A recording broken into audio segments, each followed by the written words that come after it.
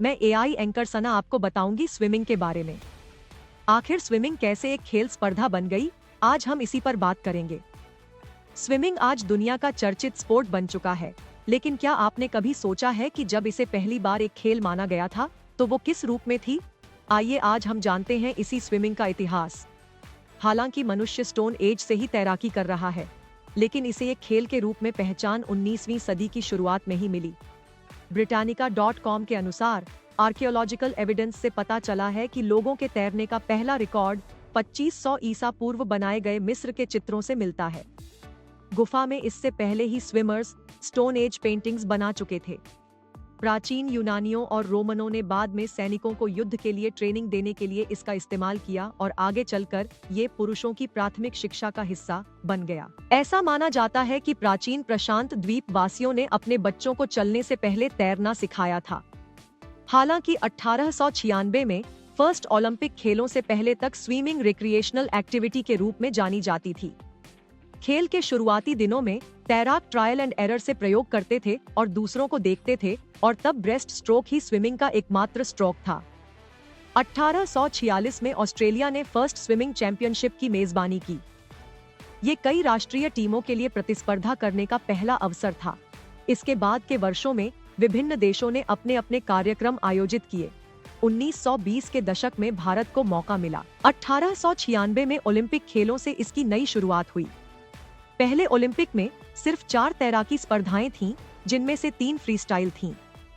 साल 1900 में पेरिस में दूसरे ओलंपिक खेलों में 3 अनयूजुअल स्विमिंग इवेंट्स हुए।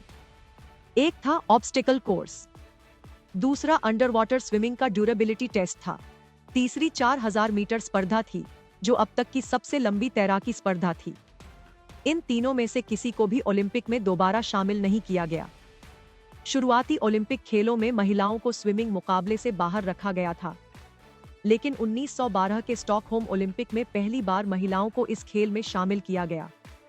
तब उन्हें सिर्फ 100 मीटर फ्री स्टाइल और 4x100 metre free style relay में खेलने का अवसर मिला था। खेल की लोकप्रियता बढ़ने लगी, लंदन में फिना जैसे पेशेवर संगठन बने और दर्शक दुनिया के सबसे तेज तैराकों को देखने के लिए उमड़ने लगे। 1930 के दशक में जापानियों ने विश्व स्तरीय तैराकों की तस्वीरें लीं, उनकी स्टडी की और स्विमिंग टीम बनाने के लिए इस रिसर्च का इस्तेमाल किया।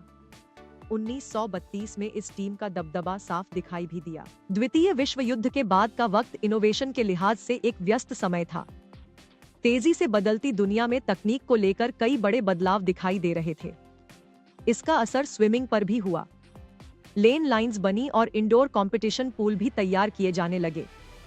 एडवांस ट्रेनिंग टेक्निक्स और इक्विपमेंट जैसे हाइड्रोडायनामिक स्विमवियर और पूल में बेटर ड्रेनेज सिस्टम ने एथलीटों को पहले की तुलना में बहुत तेजी से तैरने में मदद की। 1930 के अंत तक मार्क्ड लेन और पूल डेप्थ गाइडलाइंस ने इस स्पोर्ट को दिशा देने का काम किया। इस वक्त साइड स्ट्रोक और ब्रेस्ट स्ट्रोक का ज्यादा इस्तेमाल किया गया।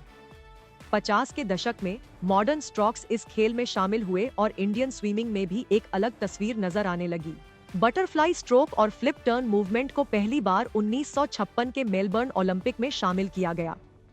इसी वर्ष 1956 में भारत को देश का प्रतिनिधित्व करने वाला पहला तैराक भी मिला। 1954 में 200 मीटर बटरफ्लाई इवेंट में राष्ट्रीय रिकॉर्ड स्थापित कर चुके शमशेर खान ने 1956 में ये उपलब्धि हासिल की। भारतीय तैराकी परिदृश्य में एक और अग्रणी हस्ती आरती साहा है। वो इंग्लिश चैनल तैरकर पार करने वाली पहली एशियाई महिला बनी। आरती 1960 में पद्मश्री पुरस्कार से सम्मानित होने वाली पहली भारतीय महिला एथलीट भी थीं। आगे वक्त के साथ स्विमिंग का अंदाज और बदलता गया। ये गेम मॉडर्न होता चला गया। आज राइज गोगल्स और स्विमिंग कैप्स भी हम देख रहे हैं। कई कोच नई नई टेक्निक के साथ प्लेयर्स को ट्रेनिंग देते हैं। अगली बार जब भी आप स्विमिंग का कोई इवेंट देखें, उसके गुजरे हुए कल को भी जरूर याद करें। आपको ये पेशकश कैसी लगी, हमें कमेंट सेक्शन में जरूर बताएं। मैच से जुड़े आपके हर सवाल का हम देंगे जवाब। जानने के लिए हर update, live analysis, special interviews, download कीजिए स्पोर्ट्स तक ऐप।